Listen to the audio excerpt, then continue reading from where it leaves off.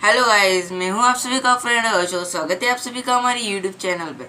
आज हम लोग इस वीडियो में एक ग्रास कटर बनाएंगे जो कि हमारे लिए बहुत ही यूज़फुल होने वाला है। हम इसे साइंस प्रोजेक्ट की तरह भी यूज़ कर सकते हैं। अगर गाइस आप लोगों को ये ग्रास कटर पसंद आए तो प्लीज़ वीडियो को लाइक करना और ऐसे इंटरेस्टिंग वीडियो देखने के लिए हमारे यूट्यूब चैनल को सब्सक्राइब करके बेल आइकन को ज़रूर दबा देना, ताकि गाइस हमारी आने वाली हर ऐसी इंटरेस्टिंग वीडियो का आपको नोटिफिकेशन आ जाएगा।